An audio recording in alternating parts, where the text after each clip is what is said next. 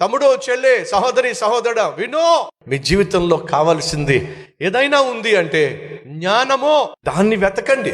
వెండిని వెతికినట్టుగా, బంగారాన్ని వెతికినట్టుగా జ్ఞానాన్ని వెతకండి. చదువుకుంటున్న స్టూడెంట్ చదువులో విజయం సాధించాలంటే ఏం కావాలి? జ్ఞానం కావాలి. ఓ ఇల్లాలు తన ఇల్లు కట్టుకోవాలంటే ఏం కావాలి? జ్ఞానం కావాలి. ఉద్యోగస్తుడు ఉద్యోగం చేయాలంటే ఏం కావాలి? జ్ఞానం కావాలి. ఓ సైంటిస్టు తను అనుకున్నటువంటి వాటిని సాధించాలంటే ఏం కావాలి? జ్ఞానం కావాలి. ఓ వ్యాపారవేత్త లాభం సంపాదించాలంటే ఏం కావాలి? తనతో పోటీ పడుతున్న వాడి కంటే ఎక్కువ జ్ఞానం కావాలి. ఈ రోజు మనకు కావాల్సింది వాస్తవంగా ఆస్తిపాస్తులు కాదండి, జ్ఞానం కావాలి. దేవుడు మనిషికి కావలసిన సమృద్ధి అయినటువంటి జ్ఞానాన్ని ఇదిగో ఈ బైబిల్లో దాచిపెట్టాడు. ఈ బైబిల్ను ధ్యానించినప్పుడు, ఈ బైబిల్ని నువ్వు చదివినప్పుడు అద్భుతమైనటువంటి జ్ఞానాన్ని, అనంతమైనటువంటి జ్ఞానాన్ని నువ్వు పొందుకుంటావు. జ్ఞానము కొదువైన ఎడల ఆయనను అడిగితే జ్ఞానాన్ని ఇస్తాడు.